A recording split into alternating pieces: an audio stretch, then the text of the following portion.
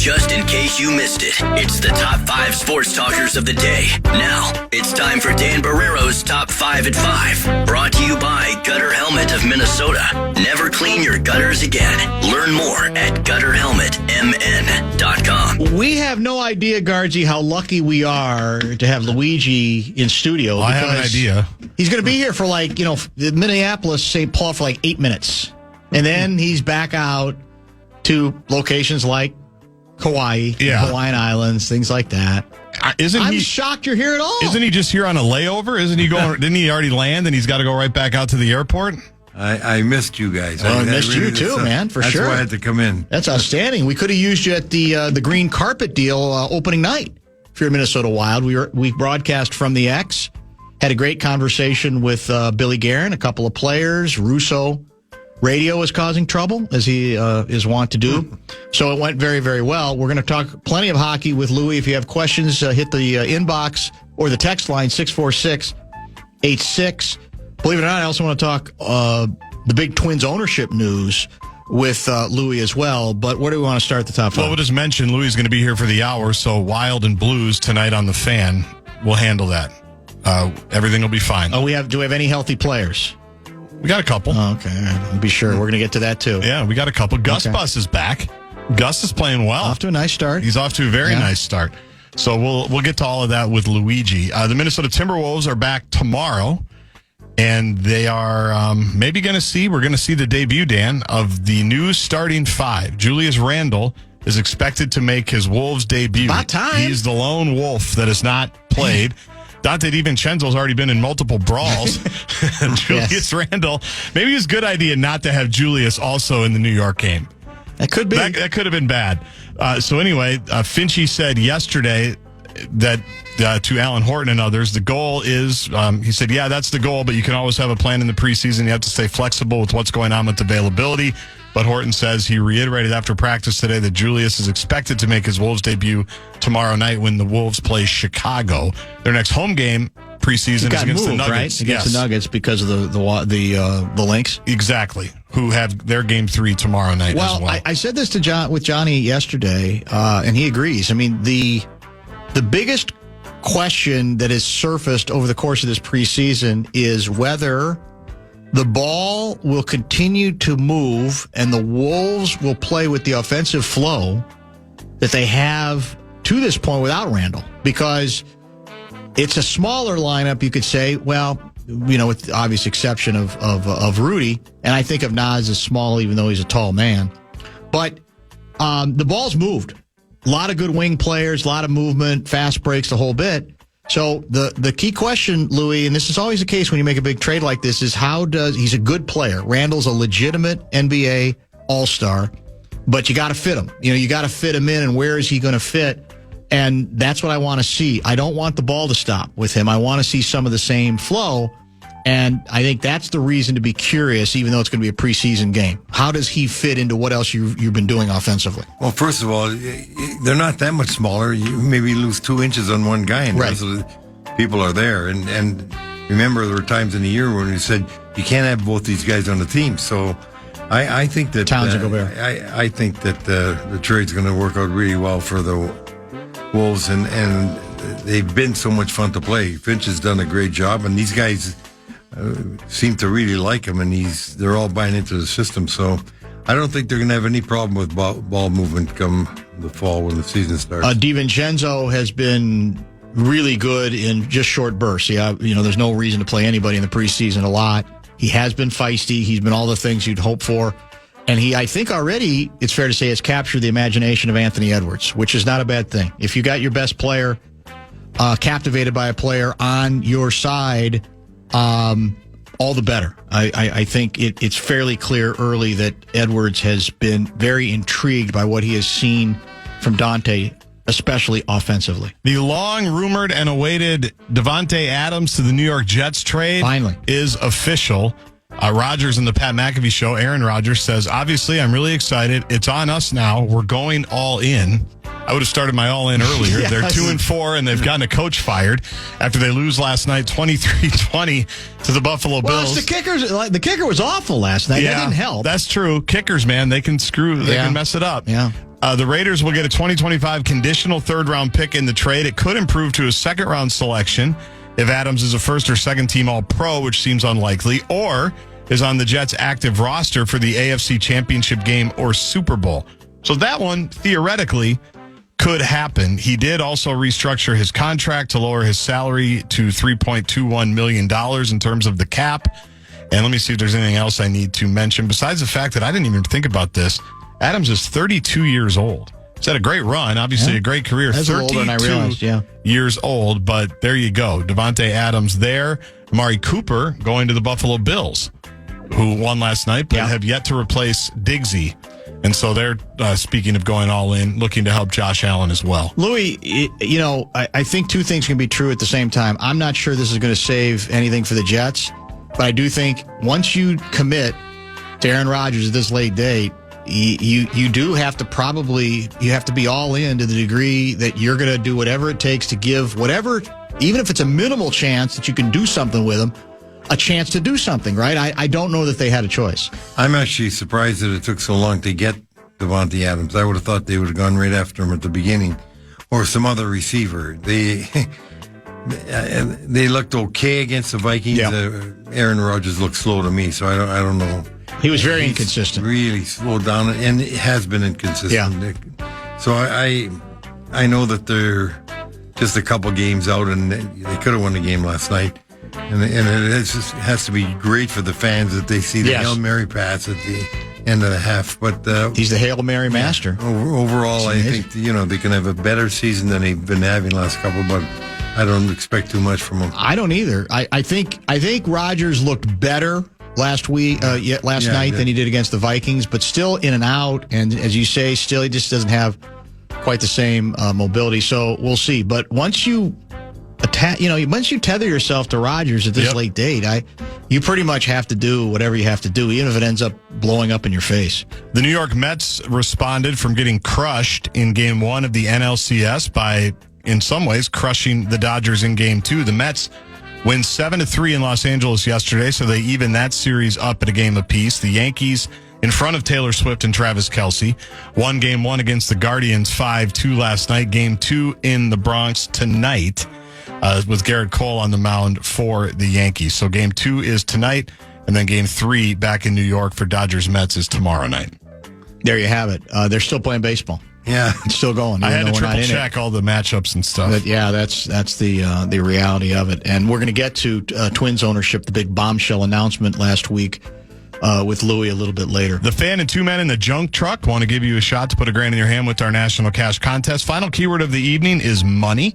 Go to KFAN.com and enter the keyword money. The beauty of it is we've got a full hour yet to go with Louis. So if you do have questions, and a number of you already have sent your ideas and observations in, we'll get to them via the Bradshaw and Bryant KFAN text line 64686. We will get his reaction to the Twins news and lots on the start of the, not just the Minnesota Wild season, but the NHL season in general as well. Stay tuned.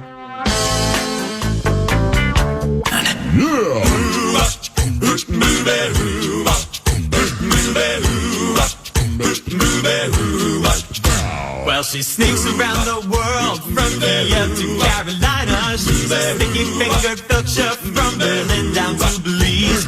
She'll take you for a ride on a slow boat to China. Tell me, where in the world is Lou Nanne? He is, I am happy to say, in our KFAN Worldwide Network studios for the rest of this hour. 64686 is the Bradshaw and Bryant KFAN text line. Louis is always brought to us by his good friends, our good friends at Kemp's as well. Here is your toss-up hockey question, Louis. It comes from texter Janet. I still remember Louis saying on your show that there was that an option to make more cap space would be to trade Spurgeon. And I thought that was a good idea, and now he is injured again. And I wish they would have done what Louis had suggested. Is it already time to panic on Spurgeon, or do you think people are getting a little bit too hysterical too soon? Well, I really like Spurgeon. First of all, as an individual, he's fantastic. And as a player, every time he got the opportunity to play, he was terrific. But you get older, and everybody has a shelf life. That's just the nature of the sport. And the key in sports is trade before the crest than after. And especially when you're in a trading position. Now the Wild no position to trade because no one's going to make a deal for Spurgeon until they know he can play. Yeah, and because he's got a high cap number, and he's got some time left in the contract. Yep. So I don't think that's even a consideration because you need two to dance, and you only got one. Are you worried already? No, I'm worried about his status from because I am Russo worried. wrote, the one key concern is that they're so vague about what this is, and so then the concern is, okay, are we talking about the same injury or injuries that had him sidelined for much of last season? Well, I have to tell you, Dan, that's the perfect way to put it, because when he got hurt this time, it brought me back to when Craig Hartsburg, who was he was an all-star defenseman. He was a potential Hall of Famer with the kind of ability he had and how well he could play. And he was so young when he hurt his hip. And I can still remember the night he got it in Edmonton when he first got hurt. And then it just seemed to prolong itself for the rest of the year and went into the next year. And it just couldn't heal, and he had to quit.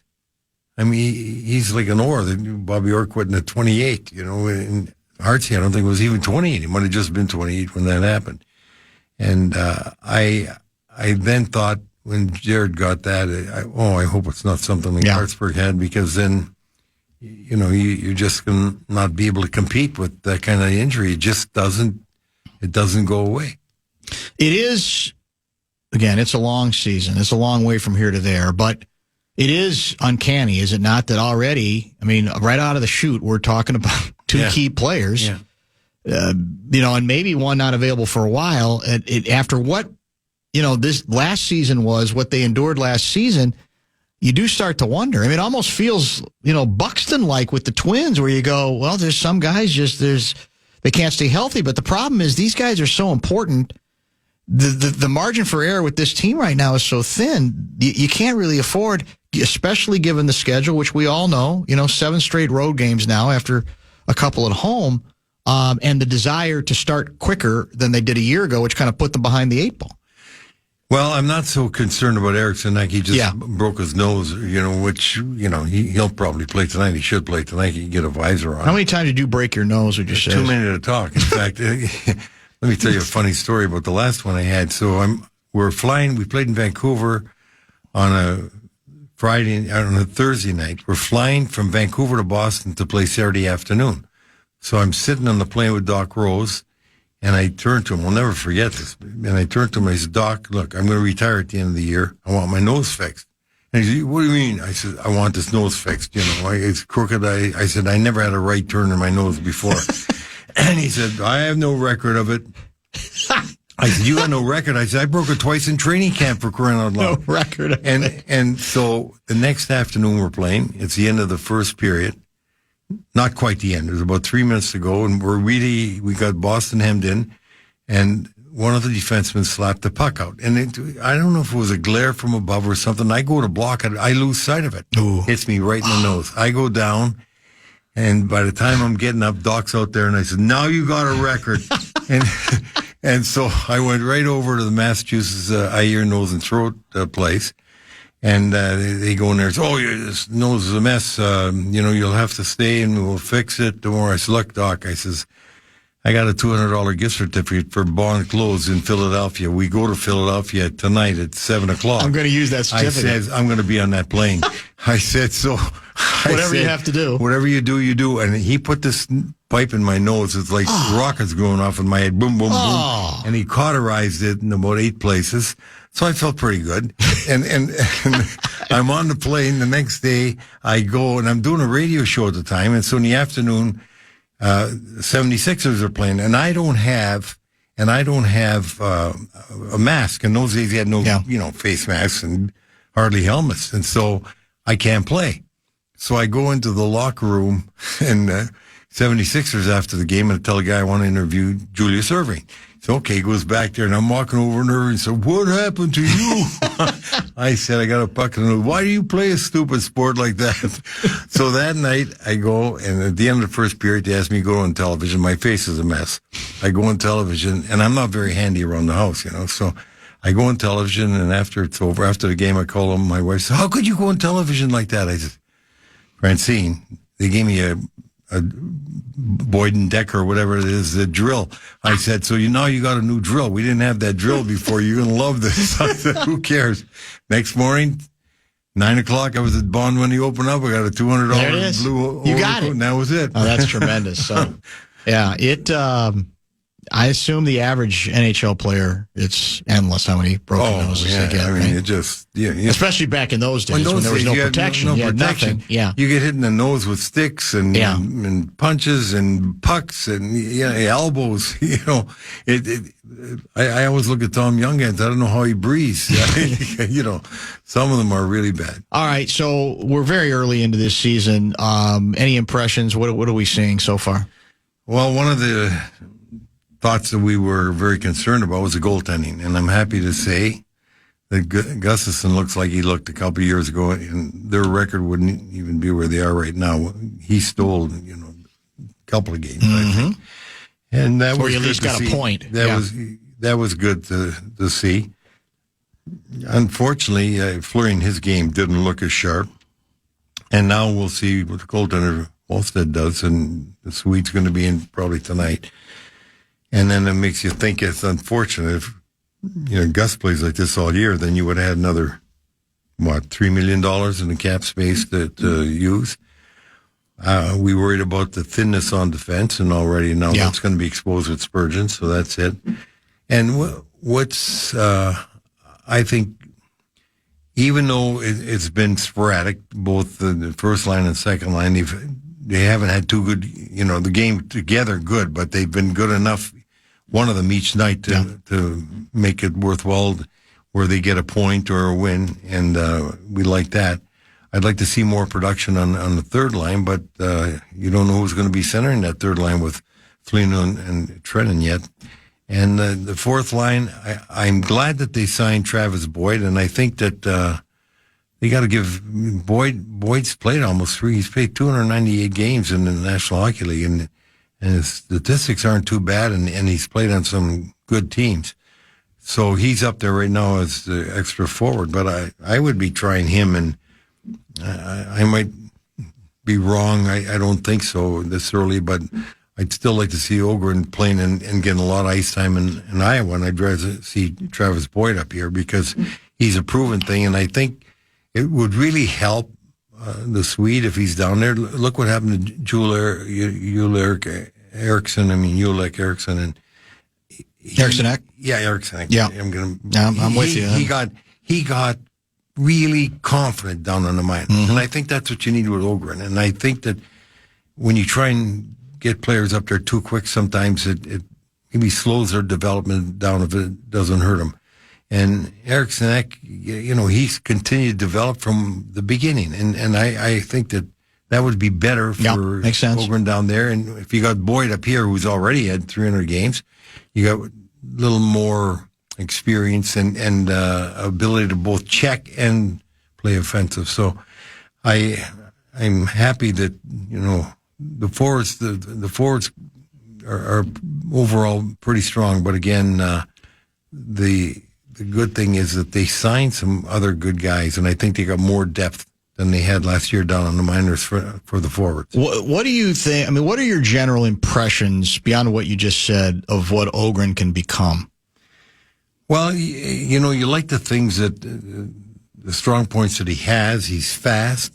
He has shown a good release and a good shot. Now, whether it's productive or not, it's tough to say. The Swedish games, the Swedish league, when kids are growing up, it's almost like they play the game the right way. They learn defense first before they learn offense, and there's not a lot of scoring in those games, or guys coming into the league with big scoring records because there isn't a lot of scoring. So I want to see if he develops a scoring ability that he maybe already has and wasn't able to show.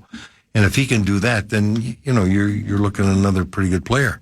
Plus, they got Yurov that they drafted in that same Somebody had draft. asked about him as well, yes. And that's a kid that I really want to see. I was just hoping he was going to come this year. I think he's going to be another major piece in that team. And there were two reasons why I wanted him to come this year. One, because selfishly, I think he would have been good for the team, and I would have enjoyed watching him. But secondly, I think it would give him time to develop before you get to the crossroads with Kaprizov's contract and another Russian sitting there, that might be a very productive player. And by the way, might even be the centerman that you need with Kaprizov on there. So that's why I was really hoping to see him this year. Let's make this the bottom of the hour pause. More hockey to get to. We'll talk about Louis' reaction to the bombshell news from the Pohlad family that they intend to sell the Minnesota Twins, which of course doesn't mean they're going to be sold. That's one of the parts of the story that we'll talk about with Louis. Keep the text coming, and hockey, certainly on any level as well, will be part of the discussion the rest of the 5 o'clock. Inflation Vacation is back on the Fan. We have 9 chances for you to win $1,000 every weekday, every hour from 9 a.m. till 5 p.m. To enter the keywords and learn more, head to KFAN.com. Inflation Vacation is powered by 2 men and a junk truck. Well, there is some breaking football news and trade news, in this case involving your favorite football team here locally, the Minnesota Vikings. Speaking of running back and adding running back depth, I think Tom Pelissero broke it. Vikings are acquiring running back Cam Akers from the Houston Texans. Cam Akers, who we saw him this year, right? Because did he not play? Who was their number one running back? Wasn't he hurt? Yes, he was. Mixon. I can't remember who it Mixon. was. Yeah, that's hurt. right. So they're adding him for. I don't think there's any question Jones is the runner, but this might indicate a belief that the backup is still not. We're not all that satisfied that we're in good shape if Jones starts missing a decent amount of time. So Akers rejoins, I guess you could say, the club as well. A conditional 6th-round pick in 2026 and a 2026 conditional 7th-round pick. I told Kevin Seaver earlier, I think I'd rather have Khalil Herbert myself.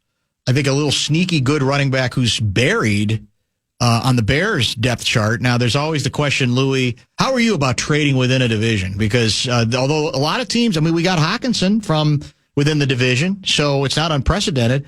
Did you have a rule about not trading within your division? First trade I made was within the division. Well, I guess that answers that. Yeah. No, I had Quasi too. no problem. That's true. Draft night. Yeah, you're right about that. So Akers adds depth. It does give you another choice. I was not comfortable with Chandler alone being the guy, and I think this probably indicates that the Vikings were not either.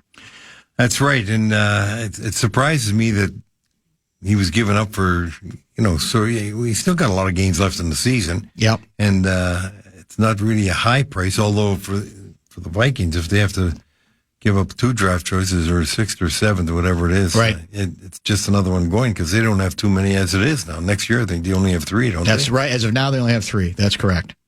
Akers, of course, was with the. How much did he do? Will you get his stats for last year, Gaardsy? Just out of curiosity, they were good until his Achilles snapped. Yeah, that's a very good point. Text for Louis. Louis is in studio with us for the hour. Brought to you by Kemp's.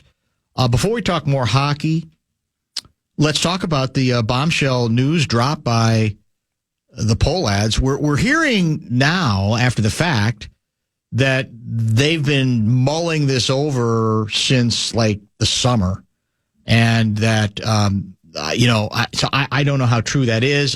We certainly didn't. There was no reporting about it, but they put out a press release, a statement saying it is their intent to move on. Were you shocked or surprised? B, what do you make of it?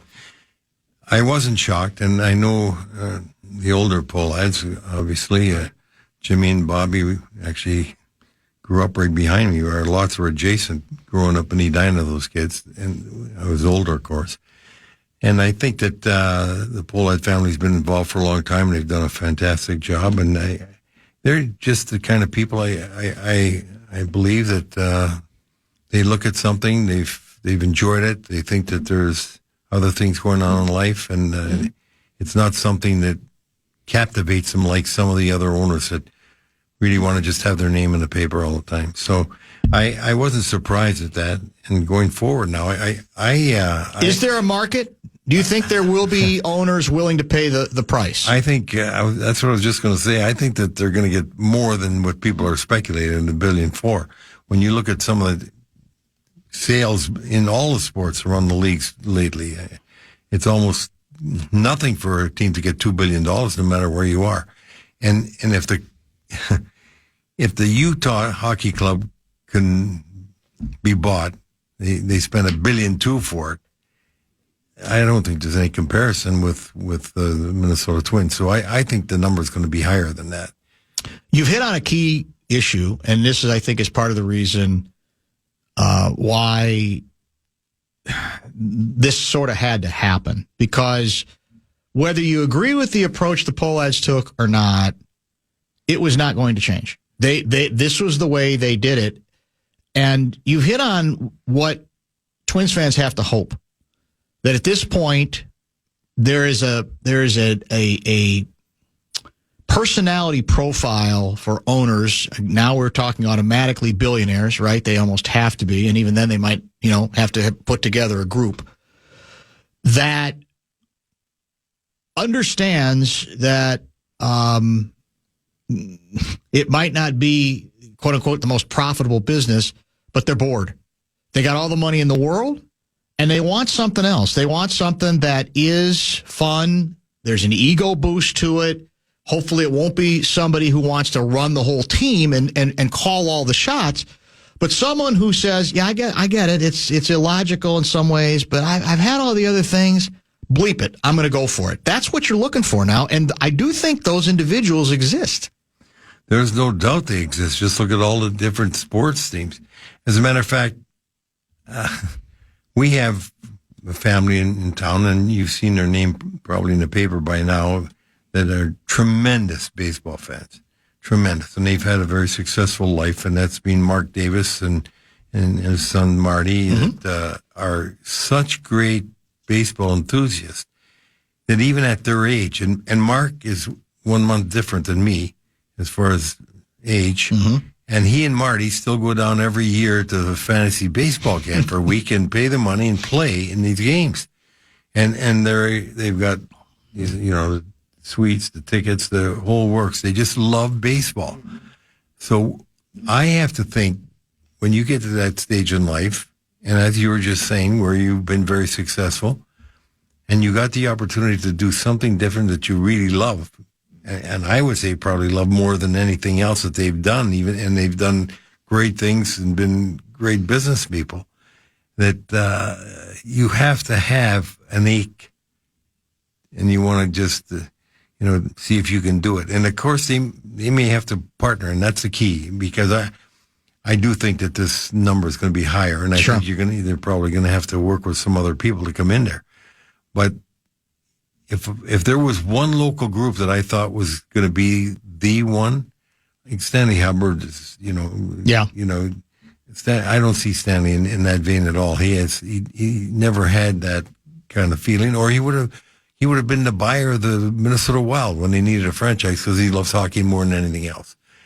And some of the other names he mentioned. What about the Wilfs? That's one I thought that could happen, and I don't know if, in Major League Sports, now it's changing, but we used to have a rule that you only own one league. Now you don't get involved in other teams and other sports. I think that's over. And that's over. Yeah. I know it's over. Yeah. But I'm still saying, is there maybe a feeling when you come to voting on the board? Oh, I see. That you don't want to, I'd rather vote for this guy than that guy. And so I think that they're in position, certainly in money-wise, they can do it. But I do think, for me, it would be better. I'd love to see the Davises get involved and take that. Personally, yeah, because of your own relationship with them. Well, I don't want to go too deep into this, but because we've covered it a lot on the show for the last several months, you're a much better business person than me. But I felt all along that the approach that was taken here, it's the old deal of, can you justify the $35 million slashing of the payroll on the basis of, this regional TV contract, which blew up? You didn't get the money that you were supposed to get. To this day, we don't know how much money they got. My guess is they got more than they are willing to say, because they have made sure no one knows publicly what it is. But you could still say that we didn't get what we thought we were going to get. So therefore, we're going to cut back. And we feel like we have justification for that. The term that Joe Pohlad mentioned in spring training was right-sizing the payroll. Very public in a radio interview. Then they make the decision really at the trade deadline to do nothing. They made one move that was terrible, a token move. That player was gone within 2 weeks. And then the team collapses, finishes badly, very bad finish the last 6 weeks of the season. I guess I still don't understand the mentality of, just because we can do it, that this is the time to do it. That you come off a season in which you open the door a little bit, you finally put that long, historic postseason losing streak in the rearview mirror. You win a game, and then you win a series a year ago in the playoffs. And there's a pretty good vibe about you. There's some enthusiasm. And then you decide, even as a business person, I guess I don't understand how that's the time, even if you think you have a right to do it, that you're going to do what they did. To me, they end up, the projections, Louis, were they expected 300,000 more in attendance than they got. I believe a decent amount of that was people believed them when they said, okay, we got to right size the payroll. It even if the team's in first place for much of the season, I think that bugged people. I think it stuck with them a little bit. So explain that mentality to me, because it just doesn't make any sense. I think I can best explain it this way. There are different types of people who run franchises, but when you come right down to it, there's two types. One that run it like a business and one that just want to win. And I worked in that area with one that ran it like a business. And the biggest mistake in my mind that Pohlad made was saying that they were going to cut the payroll. It's just like I used to tell the players, look, you might have played bad tonight. You don't have to tell the reporters. Let them guess, or let the people say it. Right. You'll still have some people who won't believe that you did if you didn't say anything about it. So, and the same thing about that. Don't tell them you're going to cut the payroll. Yeah, they might be able to guess. They might be able to figure it out. You just run it as an internal business. If you're going to run it like a business without telling everybody what you're doing and what your plans are. Now, I had the same situation with guns, and I told you the story. Yeah. And the guns, when we merged the two teams together, and we went to our first meeting a week after the draft, and the first thing they said to me was, you've got to get $2.5 million cut off the payroll. And at that time, the payroll of the team was $1.7 million. So I got ancient times. I got $4.5 million of contracts. So in 6 weeks, I feel really good about myself. I get rid of 32 players or something, and I get rid of $2.25 million of salary. And I didn't lose a player that I personally wanted on the team, and I picked up some draft choices. So I go to the next meeting, think I'm king of the hill. I'm really feeling pretty good. And they said, yeah, Louis, give me your report. And I give them the report. Well, we got rid of 30 players. We got second-round pick here, third-round pick here. We didn't lose the player we wanted. And we got rid of $2.25 million. Well, you got another $250,000 to go. I literally just pushed all the papers towards them and said, that's it, you guys do it. I almost quit right there in the first month. But we were running like a business. And that's what the Pohlads are doing, which is their prerogative, yeah. and I could see it. And the only thing you have to do when you run like a business, you keep the business internally, and don't tell what your plans are, because if you're running like a business, means you're going to watch your costs. You're not going to spend recklessly, and it's not just about winning to you. It's about like when Gordon Gunn, I said to him, if I spent $5 million more than we should have, but we won the Stanley Cup, are you going to be happy? He said, no. And so all you need then to I know. knew that's all. Yeah, that's it. I mean, if you got a price on winning, keep it to yourself. Rather not have that price period, but at least keep it to yourself. So if there are prospective new owners who aren't in this market listening today or podcasting later, how would you size it? What do they need to know about the current state of this marketplace as a sports marketplace, especially compared, because it can evolve. It can change over years. You've been around town a long time, but what stands out to you now? What would your assessment be to somebody who's looking to come in here about, okay, what am I walking into? Well, it's a fantastic but very ultra competitive sports market. You have 4 major league teams, 5 with soccer, I should say, and then you also have the University of Minnesota. So it's very competitive for the dollar. Plus, like I used to tell people, why you have to be successful and win is we have an unbelievably active population. They like to bowl, they like to fish, they like to hunt, they do so many other things. So there's really a big, competition for the dollar there. And so if somebody's coming in here, they have to know you can win, but you're going to have to spend to be competitive, because if you're looking like you're not really trying to win, you're not going to get the support. But if you're trying to win, the chances are you're going to win sometimes, and people will be more inclined to follow you and be a fan. But over and above all that, this is a great baseball market. And one of the things we do have that helps a lot, even though we don't have a big population, we got the surrounding states that people. Yeah, I remember looking regional team. Yeah, we used to do an analysis of who's coming to the games of the sports teams.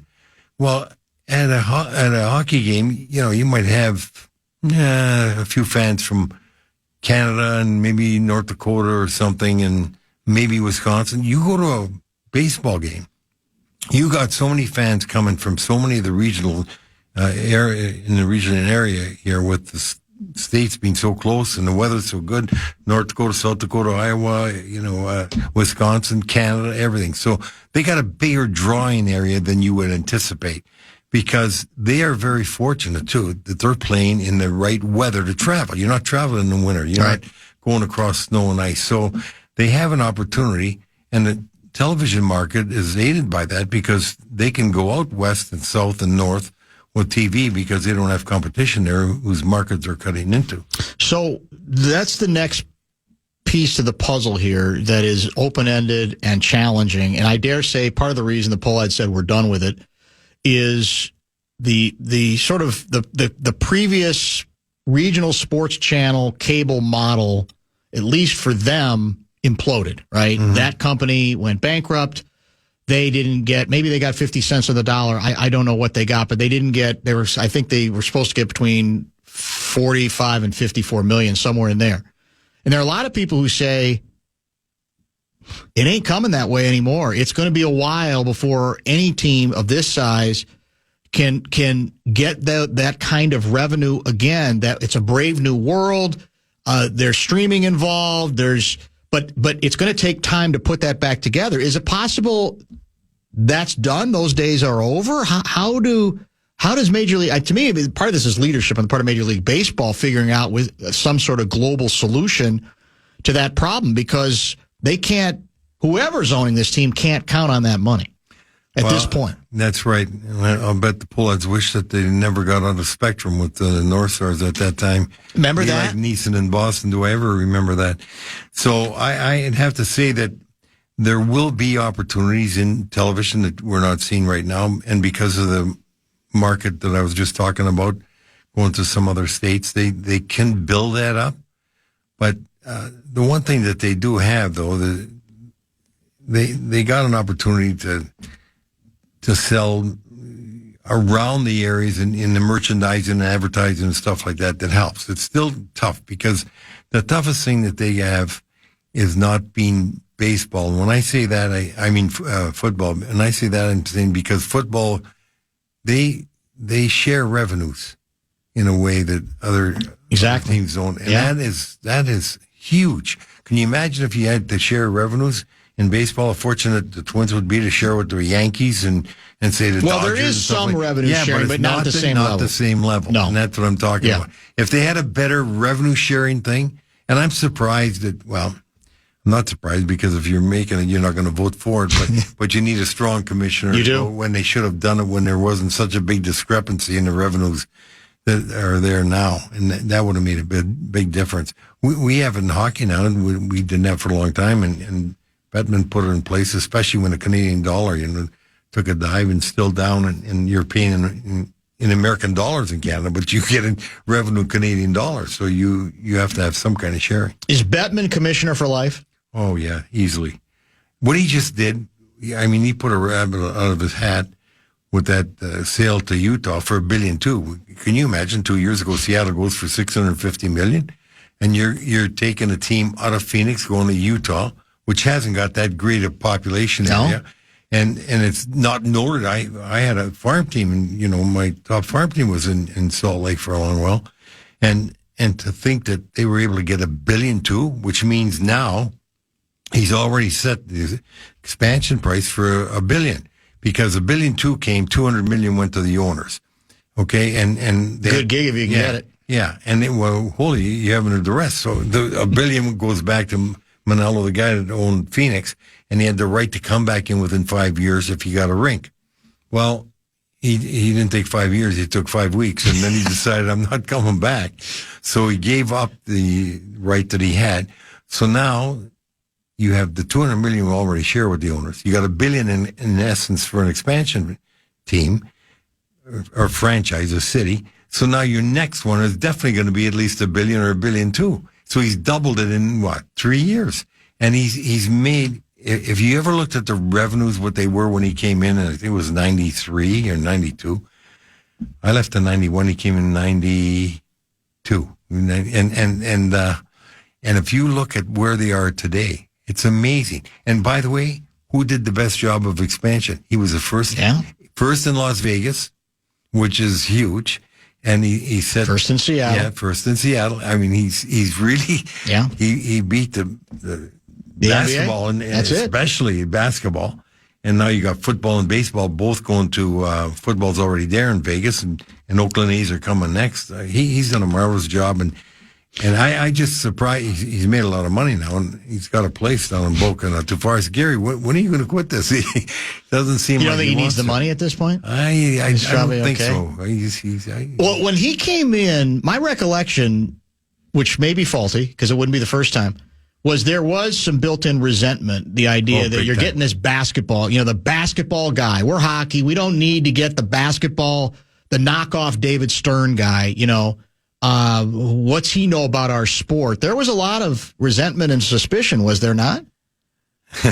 I'll have to tell you, Dan, he was not only basketball, he was the third basketball. Yeah. Stern was first. I think it was Silver still there. He was the second. So they had to get the third guy. So there was, some skepticism, shall we say.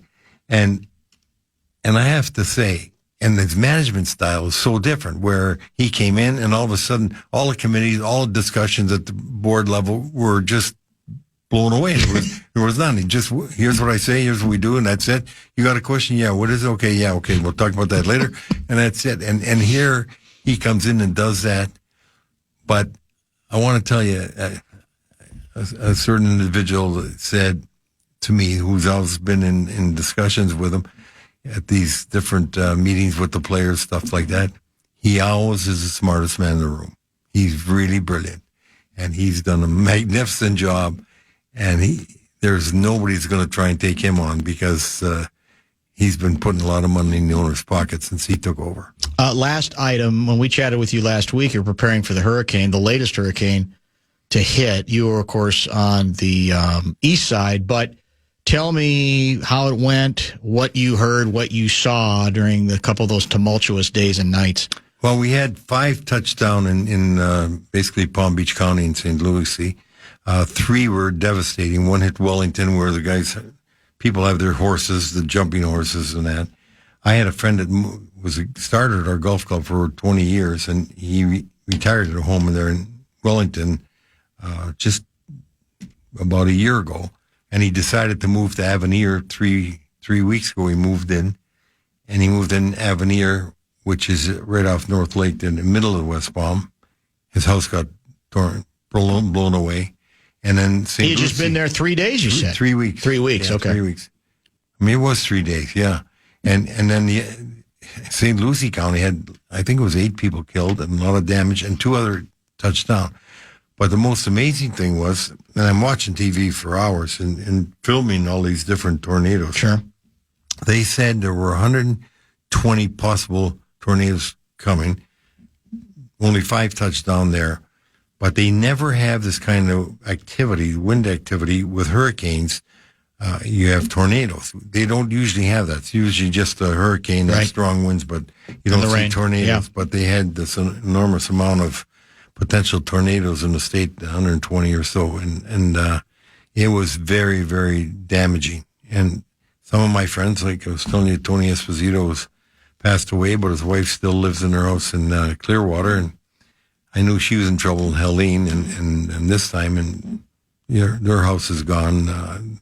They had to take it right down to the studs. They had 4 feet of water in there, and I'm sure. I'm very concerned about Jacques Lemaire because he's in Anna Marie Island, and my brother goes with his brother-in-law there every November, and they can't go now because the island's, and I've been to Jacques' house, and he's on the water. So the island is basically shut down and sand all over. So it was horrific damage, and it's just so sad. You're seeing, can you imagine being on the West Coast and getting hit 3 times in 14 months? Man.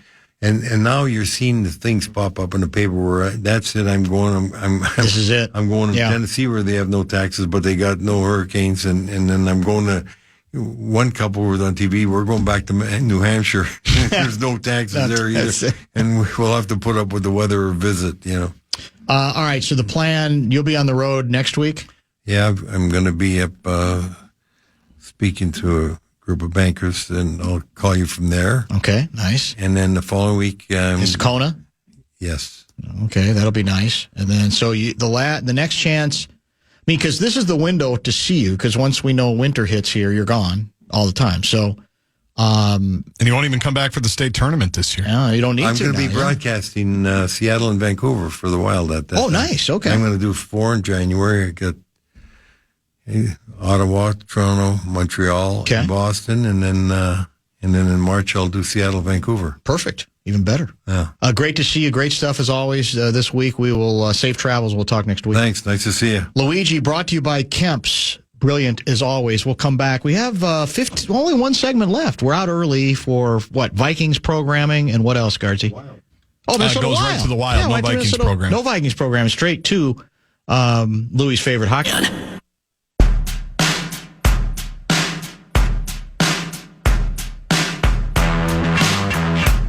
Show Wrap is brought to you by American Pressure, commercial-grade pressure washer since 1975. It's the bumper-to-bumper Show Wrap. I wouldn't call it, like earth-shattering,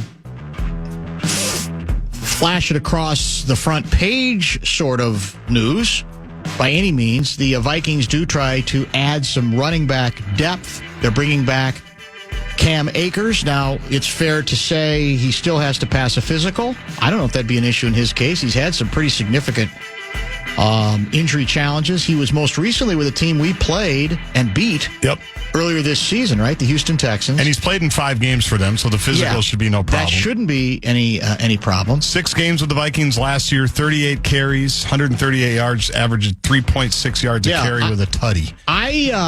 Like I said, I actually think there were better options, but I don't know what the price would have been.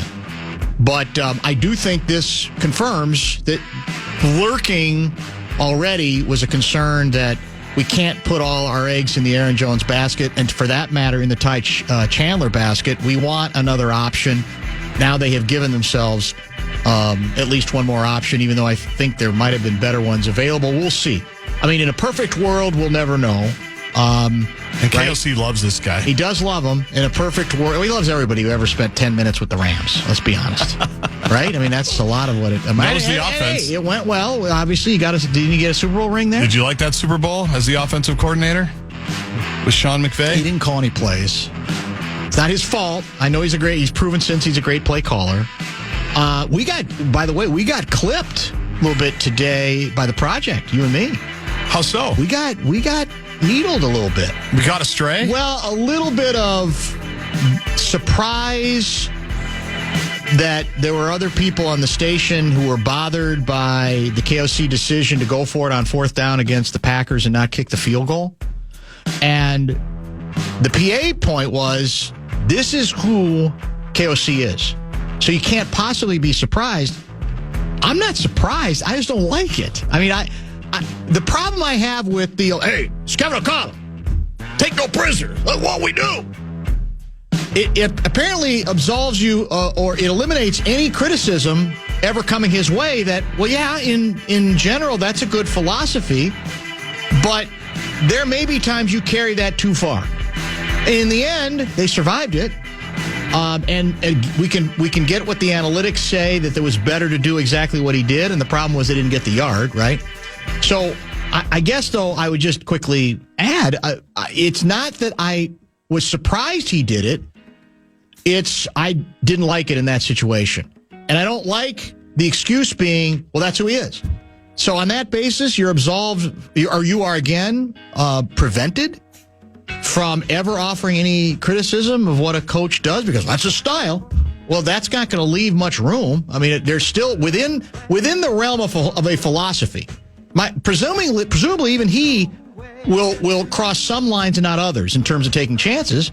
So for me, and I think for you, it was that's not a line that I think they should have crossed. And I still think there are times where he tries too hard to play that role a little too recklessly. I know it sounds preposterous. They're 5-0. Maybe about to go to 6-0, though. Seifert picked the Lions. Who are you picking on Sunday? I'm taking the Vikes. You feel it, don't you? Yes. I believe in the power of U.S. Bank Stadium. No, I think I'm like you. I can't wait for it. I'm fired up. Wild hockey next. Against the Blues. We're back tomorrow with Kessler and Glenn Mason. Show starts at 3 o'clock.